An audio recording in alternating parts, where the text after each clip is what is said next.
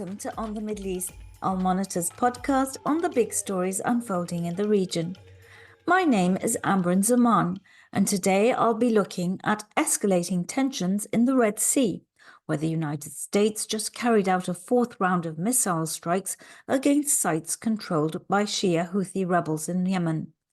Since November, the Iran-backed Houthis have been attacking commercial vessels in the Red Sea in order to disrupt maritime traffic with Israel.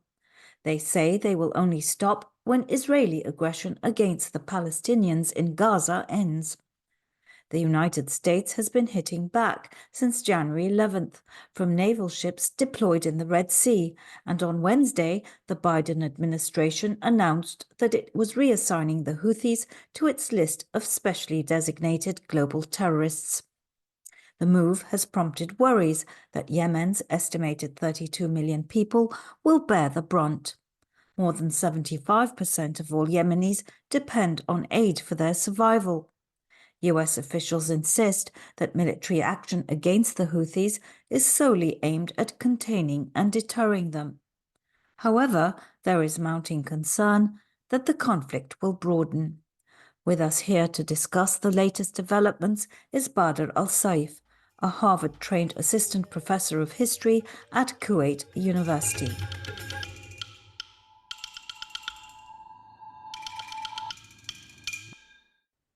So welcome to our program, Badr. It's so kind of you to make the time because I know you're highly in demand at this time. Thanks for having me, Amber, and it's always a pleasure. So until recently, the conflict in Yemen was primarily framed as one pitting Iran backed Shia Houthi rebels against Saudi Arabia and its coalition partners, and that they were backed by the US and the UK. But today there's a rather different picture, isn't there? One of the Houthis vs the United States, and the Saudis trying to sort of distance themselves from the ongoing hostilities in the Red Sea. Could you kindly explain the dynamics underpinning this shift? And should we be worried about a broader conflagration, and what might that look like? Let me step back and give an overview of how I think the region is moving. And based on that overview, we can then understand where the Houthi action vis-a-vis other actors figure in. The Middle East is going through what I call fragility and fluidity at the same time. Now, the fragility takes on various manifestations. It takes on different forms. Most are concerned with that very present mode of fragility, meaning the ongoing wars, the multiplicity of conflict. And this has unfortunately become a second norm, if you may. People are tending to accept that this is normal, and this is scary because it shouldn't be normalized. Conflict should never be normalized, and everyone, everywhere in the world has the right to dignity, to freedom, to justice, to living in peace. And the layers of fragility are really one upon the other. But if you go deep down, the basic layer is going to the Palestinian conflict. The Palestine-Israel conflict is really key. And it baffles me, and I'm speaking right now while I'm in DC, it baffles me how Western policymakers don't really get that this is the main issue driving the region. It has been the issue since World War II, and even prior. I'd go back to the nation-state era, and it continues to. And it has reconfigured in different shapes and forms. And that has mushroomed into different layers. Yes, I get it. There are separate conflicts that do not have direct contact with Palestine, Israel, but they all relate to how the different leaders across our historical eras have used that conflict to rationalize their own actions. And yet now we have, failure in Yemen. We have failure in Sudan. We have failures in Syria, in Lebanon, in Iraq somehow, in Libya, and the list goes on. So this is one layer of fragility. Another layer of fragility is really, if you can call it that, but the failing social contract across various nations in the region. Are we providing to the people? Are we providing them with the aspiration to live both with excitement and compassion and to live honorably. And I talk about employment opportunities. I talk about education services. I talk about being treated with good ethics. And it's not only about ruler and ruled, it's even across society. How do we deal with a different other? This has compounded our fragility situation. And add to that the different crises that have struck us, whether it be the latest inflation, the pandemic before this, food security, water security, and it adds up. Now, that's one bucket. Let's go to the second bucket, which is the fluidity aspect. And that's where I think if we bring them together, you're going to see how that manifests in the Yemen conflict. The region is really very fluid. Movement among different parts is ongoing, it's vibrant, it's active as we speak. Different parties are getting at each other, different parties are becoming friends once again. The movement has been very nimble, very agile, and it has been the case for a couple of years, mainly from the part of the Middle East that I argue is leading the world, the Arab world today, which is the Gulf states. And that has mushroomed into different parts of the world. Now, the funny thing is, this nimbleness, this agility is really not being picked up by Western policymakers, mainly the US. And let me tell you this, Amrin, it's not because of the lack of knowledge. I think they know what they're doing. They understand the dynamics in the region. They come too often to the region. But there seems to be a predominant narrative in the West that is very stuck in one position. And that one position has really lent itself to complicating the scenarios on the ground in the Middle East. And that takes us to the Yemen Houthi conflict. Now, for several years, the ideology of the Houthis is nothing new, Amrin. They are a militia that has a certain ideology, that has a certain way of going about things. It's all documented. We've seen how they've reformed their curricula, and I don't know if the word reform is really befitting because it takes into consideration certain aspects of society that doesn't put people on an equal footing. Women are sidelined. Children are being utilized as soldiers. And people are going into a theology of a layering of people in which there is a layer of descendants of the Prophet and everyone comes under them. And that is really medieval in thinking. We've gone beyond this. And it's arguably anti-Islamic if you think about it, even. All of this has been ignored by the West whenever the Gulf states have been raising this issue, whenever the officially sanctioned government of Yemen has been raising this issue, when the UN and the GCC have come together and they've put together a UN resolution that says these are the steps that we move forward with, which is a Yemeni procedure that the Houthis were part of and that they've gone against and they've revolted or they've risen in a coup in 2014, and the rest is history. So the irony is, the double standards that come from the West are quite baffling. So when it comes to normal people dying in and out for the past 9 years, and for this to be the biggest humanitarian crisis in the world, the poorest country on earth, no one touches the topic or even deems it a crisis. And even this current administration in the US lifts the Houthis from the FTO label that was put on them. Now, whether it was put on them for a rational reason by the Trump administration, that's another topic. That could be argued elsewise. But the context is quite interesting. And I say this today because only yesterday they've redesignated them under a different manifestation of the terrorist label. And I find this baffling because you're more concerned about shipping and navigation rights than humans.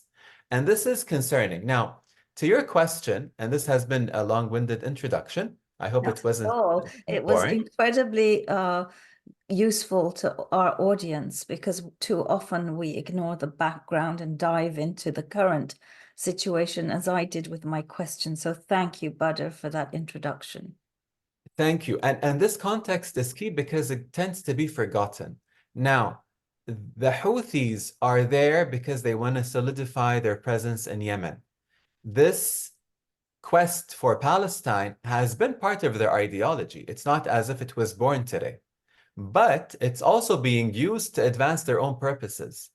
And what the US is doing is it's falling for the bait that the Houthis have put in because they were calling for the attack. They wanted them to attack the Houthis because it would boost their popularity. And that's not going to add any deterrence to the Houthis, really. And as we've seen in the past few days, we've had 4 or 5 strikes now from the Western coalition. And it's a tit for tat approach, Amber. It's not going to change the status quo. So, It's what going to should the United States be doing? They should think humans first. They should look at the different root causes of conflict in the region. Be it Palestine, Israel, there needs to be a ceasefire there as a starter, and that should have been done yesterday, not even today. And we should look at the Yemeni peace talks that are ongoing, and that have been quite difficult, let me tell you. The Saudis and the Houthis have been talking for 2 years since the ceasefire that they've had in 2021. And it's been quite a process to get it moving forward. Adding bullets, adding missiles to the mix is not going to solve the issue. Oh, We need absolutely restraint. not. But I mean, you can say that the Houthis kind of initiated this round of hostilities. So Absolutely. what would the smart thing for the US have been to do? And in that context, what should the Saudis be doing? The smart thing is to hold themselves, to brace themselves, to fight the attempt to go after the attacks that they've been putting forward because they haven't been. I mean, their infrastructure is not as developed. They should go for the source of the issues. They should end any killing that's happening in the region. That should be on the short term. On the long term, they should be enabling the region to solve its own problems, really. I think regionalism is the way to go. To have the West being pulled in every time there is a conflict is not helpful. And this is something that you don't want to do. But they say what they do not act upon because they've been bringing themselves back in whenever there is an issue. Stopping Gaza is key. Looking at the Houthi ideology, trying to tweak it, trying to work with it, empowering those parties that are trying to come to terms, to peaceful terms with the Yemeni actors is important. It's very challenging. And it will take months, if not years, to come to such an understanding. Unfortunately, this is the sad reality. But at least we have the mindset to think constructively. What we're doing today is only adding another layer of that fragility that I've been talking about. We saw Iran attacking other centers. We saw Pakistan responding to Iran. And now the Houthis are responding to the US. We Sure, can't but have a peaceful life with all of those no, attacks right I now. agree. I agree with your fundamental point, but in practical terms, if we also accept that this current administration, much like the Trump administration, seems to, value its relationship, or came to in this case, with Saudi Arabia very highly, you would think that it would perhaps be formulating those policies with Saudi Arabia. What do you think is actually going on? I mean, we witnessed the Saudi reticence. It has not joined this coalition attacking the Houthis. So what kind of talks, conversations do you think are occurring at that level? And I repeat the question, how do the Saudis come into play? What can they be doing? The Saudis are known for their patience. This has been the mainstay of their foreign policy, which, by the way, was the exception was during the early years of King Salman and Mohammed bin Salman. And they've gone back to what they're used to traditionally operate in terms of their foreign policy scene. And that strategic patience is important. Discussions behind closed doors is very important to them. And I think this is ongoing with all parties involved. And them not joining the efforts with the US is because the US has unfortunately put itself as an unreliable partner when it comes to starting something and not going to the end. We've seen this happen with the support for the Yemen coalition at the beginning and then the backtracking of that end. You ask about Saudi Arabia and how they would deal with the US. I think the US is taking its cues from Israel, really. I mean, that relationship is more important they're more mindful of that file. And you would say that about the current conflict in, well, tensions in the Red Sea, also taking its cues from Israel there as well? I think there it's helping by zooming in on the symptom and not the cause. And that helps the Israeli narrative, the Israeli far-right war narrative, which is not helpful. I mean, look, the region's quest, when I say regionalism, this involves all parties. Now, if Israel wants to be part of that, it should act more stately and it should show its willingness to accommodate Palestinian grievances and Palestinians' quest for dignity. This whole dehumanization business, and it has become a business. If you look at what's been happening for decades, this has franchised into different offshoots. There is no interest from the Israeli side, sadly, to push on a peace process. The peace for land has failed. And unfortunately, I mean, people talk about the failure of the two-state solution, but that's what they need to go to and to get both sides excited towards, to then allow for some breathing space for the rest of the countries in the region to then focus on their work and not use the Palestine-Israel conflict as a raison d'être to push for their own specific causes, as the Houthis have been doing. But as I said in my initial question, this particular conflict has always been framed as one between the Saudis and Iran. So, you know, where does Iran stand in all of this? I mean, can we agree that Iran is backing the Houthis in this instance? Oh, definitely. Iran has been the enabler for the Houthis from day one. And Iran is reaping all the fruits of all its investments across the region. Low cost, easy infrastructure, disruptor initiatives across the region. And that, that also requires some working on their ideology. Just as the Houthis need to see that they will benefit from collaborating with other stakeholders in their own country for the welfare of everyone, Iran needs to see this. And for Iran to see this, they need to feel that they're not threatened. And they need to feel that there is a higher stake. And I'm thinking of networked borders in that instance. And this is what the Saudi approach has been since they've done their agreement with Iran last year. How can we bring in more shared interests together? Because you're not going to change that mentality and ideology overnight. That requires work. And it requires them seeing that we are interested in regional affairs first. Being in their shoes is quite interesting if we go through that exercise, because in their mindset, it's the Gulf states who are attacking them because they have US bases on the other shore of the Gulf. And that mentality, I mean, is not necessarily where the Gulf states were going with all of the bases. I mean, remember, the bases started on a bulldozer or on a high-speed fashion after the occupation of Kuwait. So it wasn't really Iran. I mean, the Iran-Iraq war ended in 88 and there weren't as many bases. So it's not them that has been the target at the time, but they've become mired because they have been, unfortunately, a disruptor in the region. The state system, the sovereignty that we all take about and that we all believe in as part of the international system is something that they're not fully in line with because they feel that they would suffocate if they go by those rules. Now, there is an opening in the region. There has been an interest in going first towards own local solutions. And I think people need to invest in this. And Western powers should support those initiatives. I don't think the US is going to go anywhere, by the way. When they keep saying that they're receding, they're going to leave the region, they're there. I mean, the numbers speak for themselves, the bases, the investments, and there will be other superpowers coming in. But that's been the fate of the Middle East. It's always been receptive to different ideas, different peoples. We need to manage that formula together. But by the same token, I mean, the US does offer a real security umbrella to those states. I mean, consider Saudi Arabia that's come under attack. And I mean, having the United States there, I think, was very important for them as a deterrent, even in the face of those attacks taking place. Imagine a scenario where there were no US forces. Then what? Wouldn't Iran feel much more emboldened? Wouldn't the Houthis feel much more emboldened?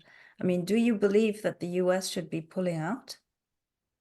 I don't think anyone wants the US to pull out, including the Gulf states, because they would feel that they're not ready enough with their own local capabilities in the way that Iran is. And I know that this is the time for them to do that.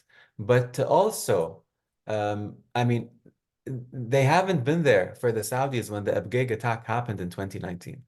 You mean That's the Houthis attacked big. I mean, the Houthis claimed it, but I mean, it seems as if it was from Iran? Iran. Mhm. Clearly so. And that struck close to 20% of oil production But I overnight. mean, what if the Americans hadn't been there, was my question. It could have been much worse, right? It could have been much worse. And I think this is a lesson learned for all parties involved because they need to take action in their own hands, the Gulf states. And by the way, the UAE and Saudi particularly are doing that now. They're building their own local defense capabilities.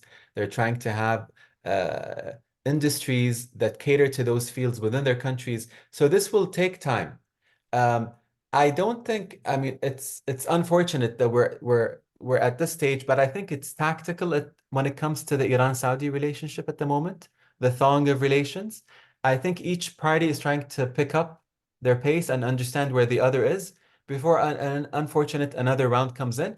Hopefully, this is the ambitious me that this doesn't happen and that they come together towards shared interests. But that might be too soon to come. Let's see how it goes. But allow me to sort of be slightly contrarian here. On the one hand, you say that the US should allow, the region to come up with its own regional solutions and sort of not be the spoiler as it pursues what it sees as its own self-interest, which is unfettered support for Israel, which goes beyond just interest, but obviously emotions in the case of President Biden. And then on the other hand, you say that the United States is an unreliable partner because we've seen it time and again, not pursuing things till the end. And to me, that sounds like regime change. So are you suggesting that the United States should be overthrowing the Iranian regime or the Syrian No, I regime? don't think Or I don't think I don't think that they should be. Regime change has been tried and it's been a failure. And this Mhm. is the case in Iraq but I mean the unreliability there I mean I used the Abqaiq 2019 but I mean let's also think in the minds of those policymakers on the Gulf states side. They took the Arab protests or the Arab Spring really seriously when they saw the US all of a sudden drop Hosni Mubarak in Egypt. That was another wake-up call. And if it wasn't for the a Gulf intervention in Bahrain, that could have been another story there. There could have been more chaos as well. So I don't think there should be regime change. I think the US is building itself as I mean, every country has to pursue its self-interest. This is, ABC politics, and I'm not going to deny them that. But let's also do that in partnership with your own partners in the Gulf region. Let's not be sidelined. Your position in Israel, this unfettered support to Israel, doesn't fit in. There could be a way in which you can accommodate Israeli interests and the other side. And I think if you do that, arguably, you're advancing your own US national interest. And you're also advancing Israeli security interests, by the way, if they do that. But that takes foresight, that takes patience, that takes empathy, and there is, a deficit of those traits, unfortunately, at this stage. Well, I mean, there's so many contradictions we could point to because, we talk about the Houthis and how they treat their own people and the discrimination. But I mean, by the same token, there are many regimes in the Gulf, especially, who do the same. So when you lack that kind of consistency, that kind of lack of moral authority, and when you add in strategic inconsistency that we seem to be witnessing at this time, what you end up with really is chaos.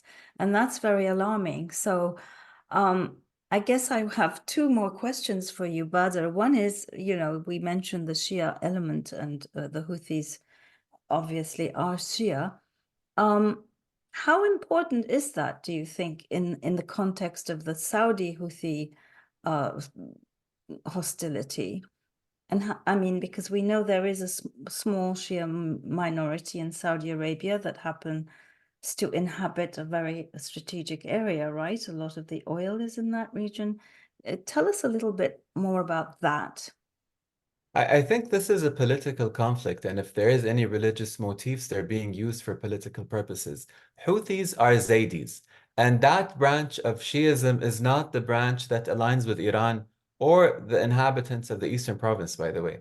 And Zaydis, you know what they call them in scholastic circles? They call them the Sunnis of the Shiites. They're that close to the Sunni camp in terms of theology, and even their books in Republican Yemen have been taught as part of the curriculum. There wasn't that much of a discrimination.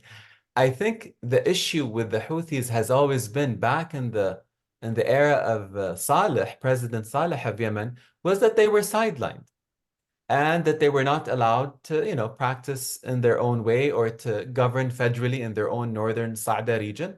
And that's been the issue. And they saw an opening with the lack of security and with the ouster of Saleh to open up. And no one would have thought, including them, by the way, to go that far into Yemen and to hold on all these years. So I don't think religion is the issue. And by the way, even between Iran and Saudi, I think both, to be fair, for both sides, I think the ideological bent is at its lowest. This is a very political, rational effort. And if anything, the religious element maybe can cool it off nowadays. Well, that's a hopeful note to end on, Badr. Let's hope that reason prevails. Indeed, indeed. And by the way, that's always been the case, but it's more manifest now. So this is a welcome change that is being more manifest. Well, thank you so much for joining us today. Thank you. It was a pleasure. And this brings us to the end of this episode of On the Middle East. Thank you and goodbye.